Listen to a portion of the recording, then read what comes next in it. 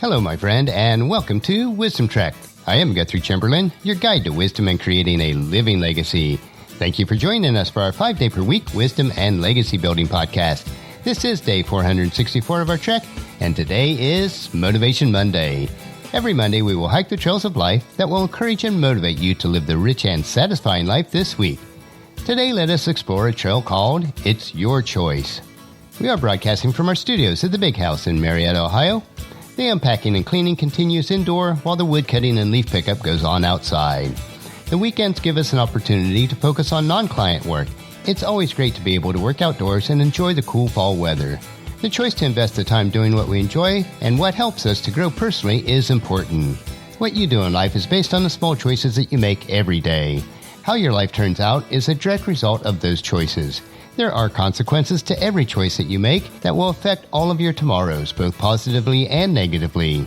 As we break camp and head out on our trek for today, keep these words in your mind. It's your choice. We're all confronted with countless choices each day. Some have minimal consequences, such as whether to have ice cream in a cup or a cone, while other decisions can be life-changing. While some of these choices may impact our lives today, others' choices may not affect us for years to come. We are the product of the choices that we do make. Each decision helps to define who we are and how we are different from everyone else.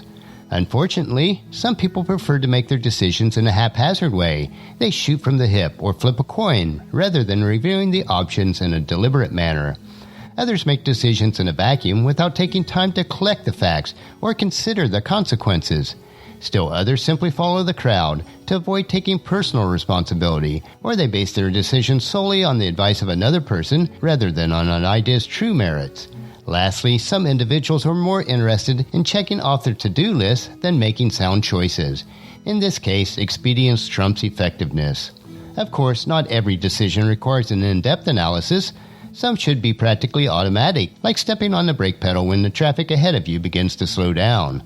Another choice is to apply the lessons learned from your past experiences, which can help to make the decision-making process more automatic and less traumatic. Poor choices and good choices, they do have their consequences, and being fully engaged in the decision process is a good practice in itself. So let's look at It's Your Choice because values matter. Personal values should serve as a guiding star in making good choices. Values are like a pilot's flight plan. Without them, you're flying blind. Unfortunately, some people don't take the time to define them, so by default, their values may not always be ethical. Take a moment to ponder the following questions. Each question is designed as a continuum, so your response doesn't have to be limited to one extreme or another. Remember, there are no right or wrong answers to each of these questions. The answers that you provide should be the one that is right for you. And the first one is work-life integration. Do you put more effort into building your career and becoming wealthy or investing time with your family and friends? 2. Self-satisfaction. Do you invest more time trying to please yourself or satisfying others? 3. Willpower. Do you try to eliminate bad habits or simply give in to them? 4. Risk. Are you risk-averse or would you gamble to win big? 5. Accepting advice. Do you seek advice from professionals such as doctors, financial advisors, life coaches, and attorneys, or do you try to go it alone? 6 is integrity. Are you willing to turn a blind eye to your conscience to achieve personal gain? 7, commitments. Are you more apt to make serious commitments or live a happy-go-lucky life? Number 8, wants versus needs. Do you invest more time enjoying what you have or upgrading your belongings? 9th, the opportunity. Are you content with your existing situation or willing to explore new and exciting opportunities? 10th, healthy living. Are you more inclined to follow a healthy diet or yield to your temptations? 11th, trust. Do you put your trust and faith in other people or rely mostly on yourself? 12th, work ethic. Are you willing to pay your dues by working hard as an investment in your future, or do you prefer to take it easy and possibly limit your opportunities? 13, relationships. Do you put more effort into developing deep relationships or casual friendships? 14 is savings. Are you more inclined to save for a rainy day or shop until you drop? Number 15, personal growth. Do you invest time in self-development or are you comfortable where you are in life? And 16, purpose. Do you measure success by what you give to others or by how much you've personally gained? The preceding list isn't intended to be exhaustive. Its purpose is to get you thinking, to help you define who you are and what you stand for. One of the realities is that every choice you make in life has both a benefit and a cost. For example, saving versus spending. People who fail to save for a rainy day may enjoy the satisfaction that comes with their new acquisition, but they wind up disappointed when unforeseen expenses blindside them.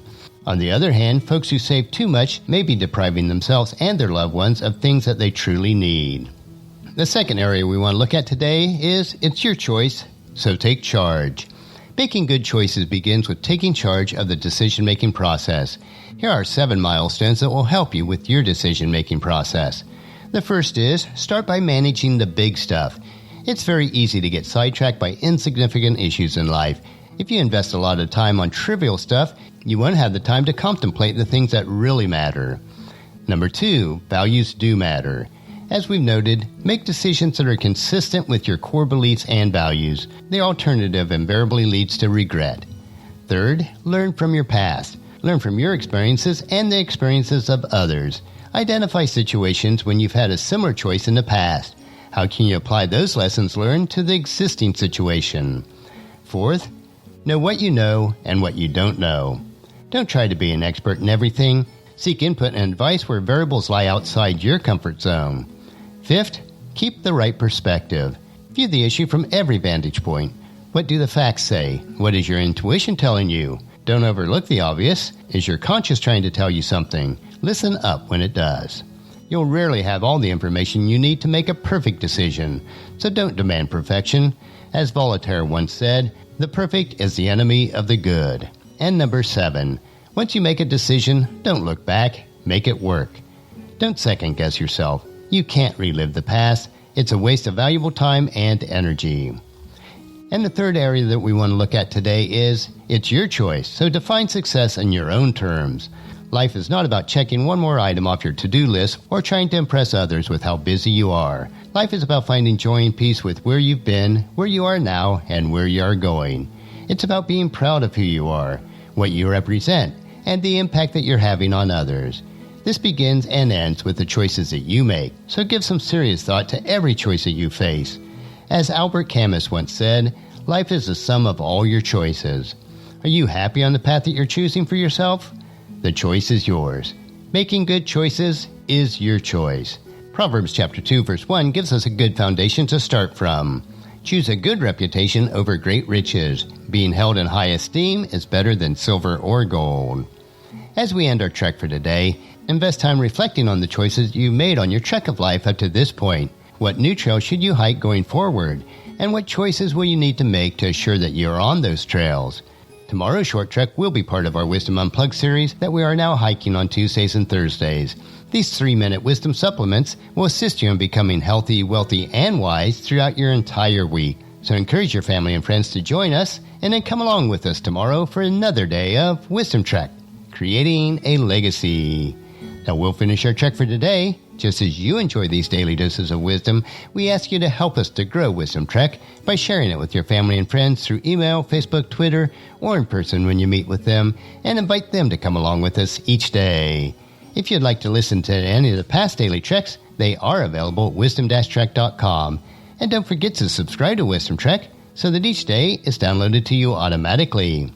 The journal for today's trek is available at wisdom-trek.com. And I thank you so much for allowing me to be your guide, your mentor, but most importantly, I am your friend as I serve you through the Wisdom Trek podcast and journal each day. And as we take this trek of life together, let us always live abundantly, love unconditionally, listen intentionally, learn continuously, lend to others generously, lead with integrity, and then leave a living legacy each day. This is Guthrie Chamberlain reminding you to keep moving forward, enjoy your journey, and then create a great day every day. See you tomorrow.